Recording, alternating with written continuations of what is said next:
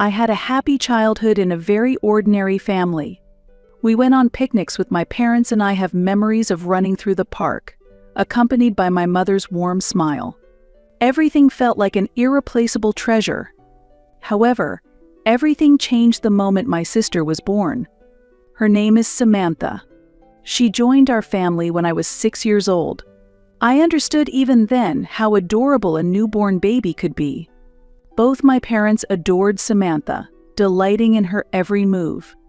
I never imagined that this would gradually begin to constrict my heart. My mother clearly started devoting more time and affection to Samantha. It began with small things. When I came home from elementary school, snacks were delayed because my mother was busy with Samantha. These small things escalated. From a young age, Samantha was flexible, and once my mother recognized her talent, she started taking her to ballet classes. The weekends were nearly consumed by driving her to and from ballet, and our family's plans revolved around her practices and recitals. Even when I wanted to go to the zoo, I was briskly dismissed with, "We don't have time for that." Family trips were similar. The chosen destinations were always places Samantha was interested in, and I quietly suppressed my own desires. By the time I was in middle school, the daily household chores had become my responsibility. After school, cleaning, laundry, and preparing dinner became my routine tasks, all because my mother wanted to focus on Samantha's practice. This felt beyond mere helping out at times. I felt treated like a servant. And the hardest part was the silent pressure from my mother. Even while I studied, she would frown and ask, "Aren't you done with the laundry yet?" I never heard the words, "Thank you for always helping out with the housework," or "You're doing great," which I longed for. On the other hand, Samantha always received kind words like, "You were wonderful on stage," or "You're really doing well." I felt isolated in my own home, and even when I tried to assert my place in the family, my mother always brought the conversation back to Samantha. As Samantha received accolades for her ballet, I supported her with mixed feelings but believed in my heart that one day, my own worth would be recognized. I dreamed of the day when I could truly live my life freely. By my 3rd year in middle school, I was determined not to expect anything from my family anymore. I had to carve out my own life. By focusing on school club activities and planning to find a part-time job, I began to create my own world. It felt much freer and more authentic. Throughout high school, I worked harder than anyone else and kept my grades at the top of my class. As a result, I received an offer from a prestigious overseas university to study there as a scholarship student with a full tuition waiver. The only issue was covering my living expenses abroad. I brought up this topic during dinner after returning home from school one day. I heard from my teacher that I can study abroad as a scholarship student. The tuition is waived, so if you could just help with the living expenses, I said, my heart swelling with hope. My mother put down her chopsticks and sighed deeply. "That's a great opportunity, but we just can't afford it," she said. "What?" I was stunned by the unexpected response. My father continued, "Samantha is going to start lessons with a famous teacher next year, and that's going to be expensive. Supporting her dream is our top priority." "But what about my dream? This is the result of all my hard work," I argued desperately. My mother looked at me with a slightly cold gaze. "We simply don't have the money to cover your living expenses abroad. Why are you asking for something impossible?" Their words pierced me like a knife. Was my effort really worth so little compared to my sister's dream? Unable to secure my parents' support, I had to give up on the idea of studying abroad. Instead, I decided to attend a local university. "Why do I have to be the only one who sacrifices?" I repeated to myself over and over. Each time, feelings of frustration and loneliness welled up inside me. Still, I had to move forward. Determined to carve out a life on my own terms, I chose a new path. However, just as I was about to graduate from high school, a sudden piece of news came. My grandfather had passed away due to illness. From a young age, my grandfather had always shown me particular affection. When I heard of his death, an indescribable sadness filled my heart. His presence had been significant in my life, and I vividly remember the summer vacations we spent together and how seriously he listened to my plans for further studies. It felt as though a huge hole had been left in my heart. While mourning my grandfather, I graduated from high school and began attending a local university. As a university student, I juggled lectures and assignments while working as a tutor and at a bar in the evenings. I was driven by the desire to fund my own study abroad someday. As I was getting used to balancing my studies and part-time job, I found myself cleaning my mother's room as usual. There I discovered an old envelope. It was addressed to me. Casually checking its contents, I found a letter from my grandfather. It stated that he had left me a substantial inheritance for my study abroad expenses. Tears overflowed from my eyes upon learning this fact. It was a moment mixed with joy from my grandfather's support and anger towards my parents who had kept this hidden. Why should my dreams be cut off by family choices? Is it acceptable to trample on my grandfather's intentions? These questions raced through my mind. I asked my mother about the letter from my grandfather. Her face changed color immediately, trying to maintain her composure. That. I was planning to give it to you, but somehow forgot, she said, lining up a common excuse that tightened my heart. But why didn't you give it to me immediately? If I had read the letter, I wouldn't have had to give up on studying abroad. As I pressed her, my mother shrugged lightly and said, Sorry. I was just too busy with Samantha at the time and forgot about it." Her insincere apology only added to my confusion. "Are we done here?" As if to protect herself, my mother tried to end the conversation. After speaking with my mother, I continued to harbor mixed feelings. When I inquired about the letter and the inheritance, my mother's vague answers returned. The conflict between not being able to believe her words about forgetting and hesitating to push too hard swirled inside me. Despite these emotions, I continued my days dedicated to making my study abroad dreams a reality by focusing on my studies and part-time job. As soon as my university lectures ended, I would head to the bar where I worked as a bartender. Initially, even taking drink orders was a challenge, but gradually I honed my cocktail-making skills and found the space to enjoy conversations with customers. There were regulars who began to request their unique cocktails directly from me, which gave me a great sense of accomplishment. One night, a regular customer who always sat at the same counter seat spoke up. "You work very seriously. When I come to this bar, I always end up wanting to talk to you." His words brought warmth to my weary heart. As I listened to him, it turned out that he was the president of a top-tier hotel. He was keenly interested in how I started this job and what I aimed for in the future. Slightly nervous, I shared my dreams. "Actually, I would like to study hospitality and culture abroad someday. That's why I'm saving money while continuing my studies." He listened silently to my earnest explanation, then smiled and said, "Your attitude is admirable. Would you like to come and see our hotel?" It was a surprising offer. Never had I imagined that working diligently at a bar could lead to an opportunity directly connected to my dreams. Slightly bewildered, I gratefully accepted his offer. A few days later, guided by him, I visited the top-tier hotel, which far surpassed my imagination with its elegant interior and meticulous service. I was overwhelmed yet deeply moved. During the tour, he told me, "The experience here will definitely be useful for your future. Would you like to work here?" I was taken aback by his words. Filled with gratitude for this unexpected opportunity, I felt a surge of excitement at the prospect of growing in this place. "Thank you. I would like to cherish this opportunity," I said, and decided on the spot to take the job. From then on, my life changed significantly. My days began to revolve around university lectures by day and working at the hotel by night.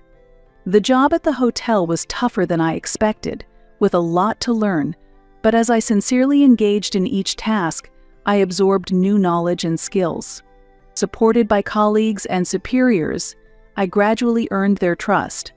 In this way, I took my first steps in carving out a life on my own terms. After graduating from university, I started working full-time at the hotel, utilizing my cocktail skills and customer service abilities learned during my student days, and gradually mastering new tasks. Through the challenging experiences at the hotel, I felt myself growing bit by bit. After getting a job at the hotel, I moved out of my family home and started living alone. While I felt the sadness of leaving the familiar home, I was also thrilled with the anticipation of independence. My small yet clean apartment symbolized freedom and challenge. 2 years into my hotel job, my sister successfully graduated from high school and was accepted into the vocational school she had longed for. When I heard the news, I felt truly happy for her and proud of her efforts. One day, I received a call from my mother's sister. "By the way, did you know Samantha is going to study abroad to join a ballet company? It seems like it was expensive, but you guys must have saved up properly." Study abroad? Savings. As I responded with curiosity, my aunt continued nonchalantly, "Well, it's quite a sum, isn't it? And they managed to send you to university too. Impressive, isn't it?" Feeling uneasy with her words, I decided to confirm with my mother. "Mom, is it true Samantha is studying abroad? How did you manage the expenses?" My mother's expression stiffened for a moment, but she quickly composed herself and answered, "We paid for it with the money we had saved up for her." "Is there a problem?" At that moment, I could not hide my turmoil. I vividly remember when I expressed my desire to study abroad, my mother had firmly stated, "We don't have that kind of money." At that time, I had no choice but to give up my dream. Yet there was saved money for my sister. Knowing this fact, I felt a tightness in my chest. Why is their treatment of us so different?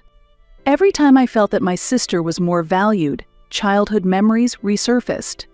Me being denied the things I longed for, while she easily got them as if it were natural. Emotions that had been simmering in my heart for a long time resurfaced.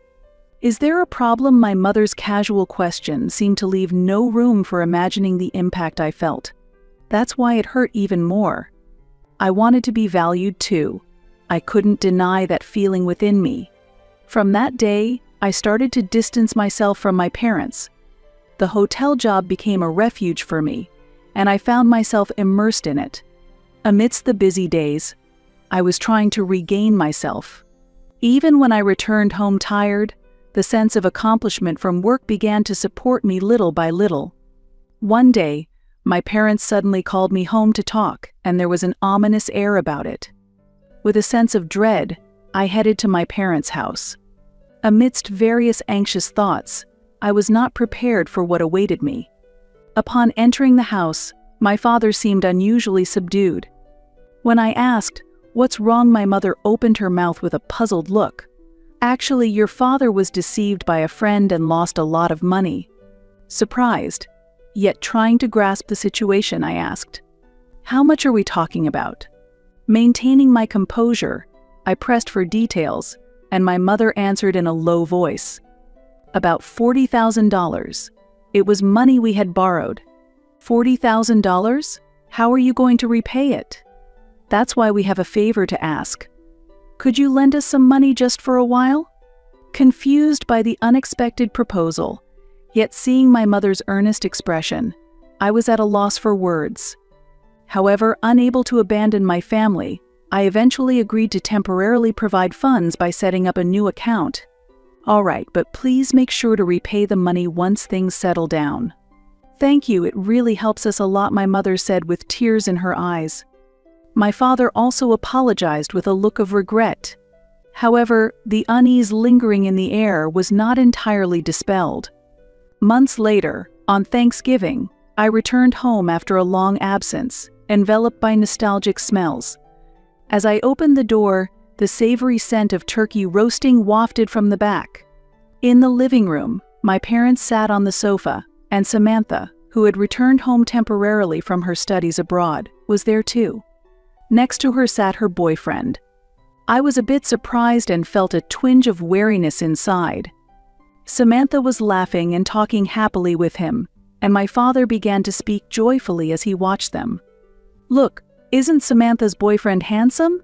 Plus, he works at that top-tier company," he said. My mother also nodded proudly, unconsciously boasting about Samantha's boyfriend. Each word tightened my chest, and my gaze shifted away. "Mom, you mentioned recently that studying abroad was expensive for Samantha. What happened with that?" I asked cautiously. My mother quickly responded, "Well, she improved her grades, so I gave her a bit more money. But her boyfriend helps out a lot, so it should be fine. His parents like Samantha a lot and support her too." Samantha's boyfriend's parents were wealthy and well-known locally. His family owned a large estate known for hosting lavish parties each year. His father was the CEO of a well-known company, and his mother was a socially influential figure. When Samantha started dating him, I was astounded by his family's status and wealth. The conversation continued with stories about Samantha and her boyfriend. Initially, I listened with a smile, but gradually I grew weary. As the boasts about his achievements and romantic surprises continued without end, I nodded along while inwardly sighing. Even during this precious family time, the focus was solely on her and her boyfriend. I tried to change the subject, but Samantha paid no heed, and I ended up just listening silently. A few days after Thanksgiving, I went to the local supermarket to pick up some groceries. As I walked through the store, I suddenly heard my name called from behind. Turning around, Aunt Dorothy stood there with a smile. "Oh, it's been a while. How have you been, Aunt Dorothy?" "It's been a long time. I'm doing well. And you haven't changed a bit. Thank you.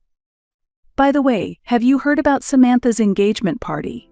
"An engagement party?" Surprised, I listened as my aunt continued cheerfully. "Yes. They're planning it for next spring in Hawaii." "In Hawaii? That sounds incredibly lavish."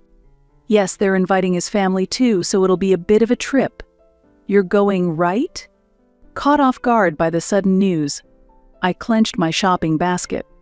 "No, I haven't heard anything yet." "How will the party expenses be managed?" "You don't need to worry about that.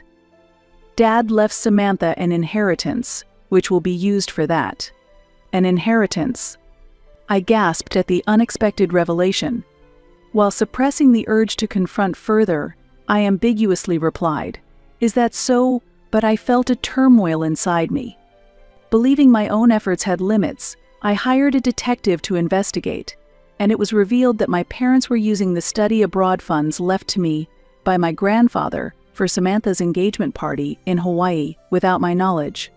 Moreover, the lavish plan amounted to more than $40,000. I felt there was something beyond my imagination hidden in my parents' plans, and this realization sparked decisive anger. All the feelings of alienation, unfairness, and being unloved that I had long felt suddenly exploded. One night, taking advantage of my parents being out, I went to my family home and logged into my mother's computer. What I found was more unbelievable than I had anticipated. Information that had been hidden from me now came into view one by one, making my chest tighten. Various reservation details were recorded there. Carefully and with intense emotion, I reviewed the details of the travel booked for Samantha's engagement party. A lavish holiday plan in Hawaii costing over $40,000 was neatly arranged. Initially, the amount didn't seem serious to me, but as I sat there, every feeling of unfairness I had felt lined up before my eyes. I canceled all reservations except for the travel costs. It wasn't about retrieving the large sum of money, but intended as a retaliation against my parents. My initial calmness was nowhere to be found. I proceeded driven by emotion. After confirming the cancellations, I quietly left the house.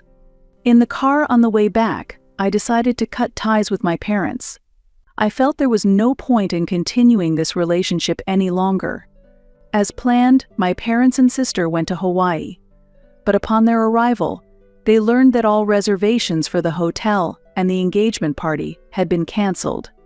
My parents were shocked and unable to understand what had happened, attempting to contact me immediately. However, I had already blocked their contacts and no calls or messages could reach me. The situation quickly deteriorated, but I accepted my decision quietly without any regrets. Ultimately, my sister and her boyfriend, along with his parents, had to explain the situation and bear the costs. Later, I heard from my aunt that Samantha had boastfully posted about her engagement party on social media, making my heart ache. I couldn't bear how it seemed to be no problem for her at all. Unable to suppress the turmoil in my heart, I decided to consult a lawyer. When I asked the lawyer to investigate, a shocking fact was revealed. Samantha's study abroad expenses had also been funded by my grandfather's inheritance. Without my knowledge, my grandfather's inheritance had been continually used solely for Samantha. Unable to contain my frustration and anger, I decided to sue for the return of the inheritance. At that time, my parents had just returned from the engagement party in Hawaii. Without any time to relish their pleasant trip, they were bewildered by the documents from the lawyer that had arrived at the house. What does this mean? My father, holding the papers, looked at my mother in confusion. Upon learning that I was formally demanding the return of the inheritance through a lawyer, my parents seemed to realize the seriousness of the matter for the first time. However, my resolve was unshaken. To correct years of unfairness, I decided to fight. Then, I took a step further and directly called Samantha's boyfriend. I told Samantha's boyfriend about my parents borrowing money from me and using the money my grandfather had left for my study abroad for her engagement party. At first, he refused to believe it, saying, "That can't be true." However, I calmly explained the facts and sent him emails as evidence. After a moment of silence, he exhaled softly and murmured, "Samantha never mentioned any of this to me." Eventually, this information reached his parents as well. As a result, my sister and parents completely lost their credibility, and Samantha's engagement was broken off. Samantha had managed to cover her study expenses with support from her boyfriend's parents, but she lost that support too. Ultimately, she couldn't continue her studies, and her dreams were shattered. Samantha blamed me, repeatedly slandering me on social media. The narrative was skewed to make it seem like all the fault was mine. After seeing Samantha's social media posts, my aunt contacted me, and I decided to tell her everything that had happened. My aunt was shocked but believed me and apologized on behalf of my mother for her treatment of me over the years. Even after receiving my aunt's apology, I couldn't bring myself to forgive my mother. The anger towards her betrayal did not subside, and my feelings did not ease. I also felt similarly closed off towards my sister and father. Reflecting on everything, I realized I had been the only one sacrificed while they lived at their convenience. I felt that the trust and affection as a family could never be restored. In the lawsuit, I won, and the money my grandfather had left me was fully returned. The wrongdoing of my parents and Samantha's side was exposed, and the judge recognized my claims. It was a long battle, but I was relieved that my grandfather's inheritance was restored to its rightful form. Though my relationship with my parents was irreparably broken, I had no regrets. I had righted the injustice and protected my rights. I'm sure my grandfather would be pleased with the outcome. I cut ties with my parents and decided to open my own bar using the money my grandfather had left me. Ready to completely change my lifestyle, I invested all my energy into building everything from scratch, without looking back.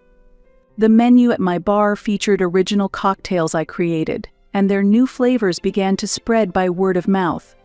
Gradually, the reputation grew, and many customers started visiting my bar. In no time, my bar achieved success, and I felt a firm confidence in its accomplishment. Through my aunt, my mother tried several times to contact me, apologizing for the past and trying to rebuild our relationship. However, I ignored all her attempts.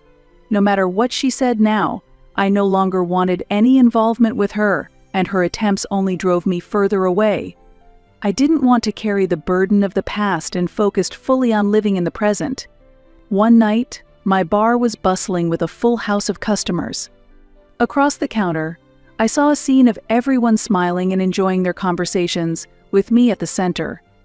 It was a moment when the success I had achieved and the efforts I had made to get here bore fruit. Someday, when work settles down, I plan to go study abroad, fulfilling the dream I once had. Freed from my family, I have carved out my life with my own efforts. I truly felt happy. The lights in the bar softly illuminated the interior, and I smiled quietly to myself.